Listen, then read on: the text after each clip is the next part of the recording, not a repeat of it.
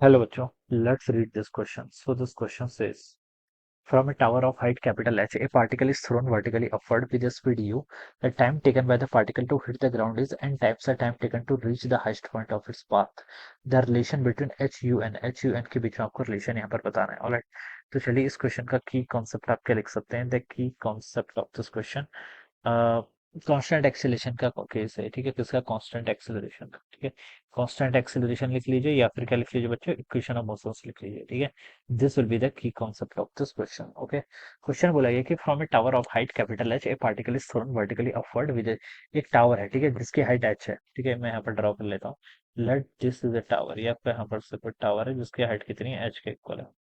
ये इसकी हाइट कितनी देर की आपको एच के इक्वल है. यहाँ से आपने क्या किया, ये particle is thrown vertically upward. कोई पार्टिकल को आपने थ्रो किया vertically upward, some initial speed use है. ठीक है, the time taken by the particle to hit the ground is n times the time taken by to reach its highest point. ठीक है, particle का path इस तरीके से होगा, पार्टिकल ऊपर जाएगा जाएगा मैक्सिमम हाइट पर, फिर पार्टिकल मैक्सिमम हाइट से नीचे आएगा नीचे आएगा नीचे आएगा और यहाँ पर आएगा. ठीक है, तो बच्चों देखिए पार्टिकल को यहाँ से ऊपर मैक्सिमम हाइट से जाने में कितना टाइम लगा होगा, पहले ये देख लेते हैं. ठीक है, देखिए इनिशियल मैक्सिमम हाइट पर फाइनल वेलोसिटी तो बच्चे जीरो के इक्वल हो जाएगी, इतना मैं बता सकता हूँ. ठीक है, और एक्सेलेरेशन देखिए पार्टिकल का ऑलवेज डाउनवर्ड डायरेक्शन में. ये मेरा देखिए प्लस वाई एक्सिस है. ठीक है, ये मेरा प्लस वाई है, ऊपर को प्लस कंसिडर करूंगा, नीचे को मैं माइनस वाई कंसिडर करूंगा. ठीक है, तो देखिए इनिशियल वेलोसिटी पार्टिकल की कितनी थी, यू के इक्वल दे रखा है.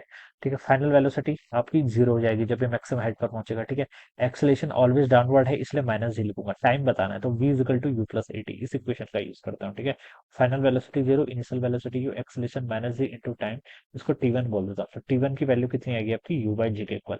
तो ये क्या, this is the time taken, particle को हाईएस्ट पॉइंट तक पहुंचने में इतना टाइम लगा. यहाँ पर बोल रखा है the time taken by the particle to reach the ground. Ground पर पहुंचने मान लीजिए पार्टिकल नीचे आएगा, यहाँ पर पहुंच जाएगा. ठीक है, यानी कि इस पोजीशन को मैं टू बोल देता हूँ, इस पोजीशन को मैं वन बोल देता हूँ.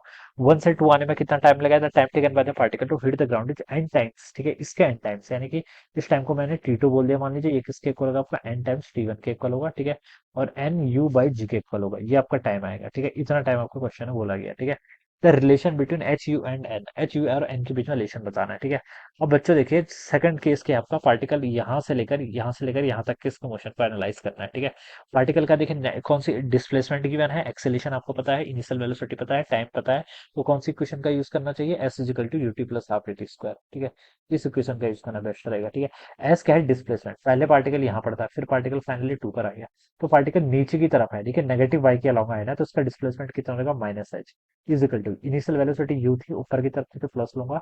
टाइम कितना लगा है इसका, देखिए एन यू बाई जी के इक्वल है, तो मैं यहाँ पे लिख लेता हूँ एन यू बाई जी. ठीक है, प्लस आपका हाफ एक्सेलेरेशन, एक्सेलेरेशन तो ऑलवेज डाउनवर्ड होगा, माइनस जी हो जाएगा. ठीक है, इंटू टी का स्क्वायर, टाइम अगेन कितना आपका एन यू बाई जी का होल स्क्वायर, ये टर्म यहाँ से इतनी आ जाएगी. ठीक है, अब बस इनको सॉल्व कर लीजिए. यहाँ से देखिए माइनस एच और यहाँ पर कितना हो जाएगा आपका एन यू का स्क्वायर बाई जी, ये टर्म यहाँ से इतनी आएगी. यहाँ से आपका देखिए माइनस जी बाई टू तो ये आएगा, और यहाँ से एन का स्क्वायर यू का स्क्वायर डिवाइडेड बाई क्या, जी का स्क्वायर, ये आ जाएगा. ठीक है, इसको सॉल्व कर लीजिए. देखिए लेफ्ट साइड का माइनस एन एच हो जाएगा. ठीक है, और यहाँ से आपका जी से देखिए एक जी ये कैंसिल हो जाएगा, ये कितना मतलब आपका minus n u square by two g. ठीक है, n u square by g minus n u square by two g करेंगे तो यहाँ पर एक एन एक्स्ट्रा आ रहा है क्या यहाँ पर, जैसे एक एन आपका एक्स्ट्रा आ रहा है ना, तो इसको सब्ट्रैक्ट नहीं कर सकते. चलिए इसको ऐसे रख लेते हैं एन, चलिए इसको पहले लिख लेता हूँ पूरा. N u square by g minus कितना बच जाएगा आपका यहाँ पे, एन का स्क्वायर यू का square divided by two g बच जाएगा यहाँ पर.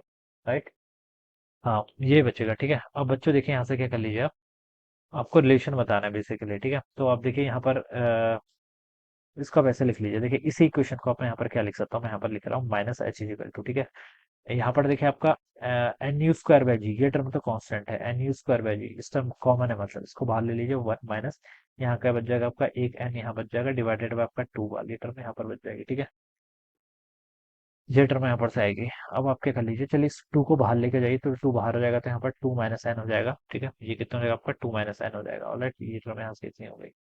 तो अब देखिए इसको और क्या लिख सकते हैं आप, यहाँ से ये हो जाएगा आपका माइनस टू जी एच, ये टर्म इधर आ जाएगी. It is equal to n u का स्क्वायर टाइम्स आपका कितना, टू माइनस एन, ये टर्म यहाँ से इतनी हो जाएगी. ठीक है, और इसको क्या लिख सकते हैं आप, टू जी एच लिखना चाहें तो दोनों साइड यहाँ पर देखिए एन यू स्क्वायर ऐसे रहेगा, जिसको आप यहाँ से एन माइनस टू कर दो, ये आंसर आना चाहिए. ये ऑप्शन में गिवन है शायद, two g h equal to n u square into n minus two, ये देखिए थर्ड ऑप्शन में गिवन है. तो ऑप्शन थ्री क्या होगा, करस्पॉन्डिंग यहाँ से आपका करेक्ट आंसर हो जाएगा. ऑलराइट, तो इस तरीके से हम क्या करके इस क्वेश्चन को सॉल्व करेंगे. So I hope you all understood this concept. All the best and thank you so much.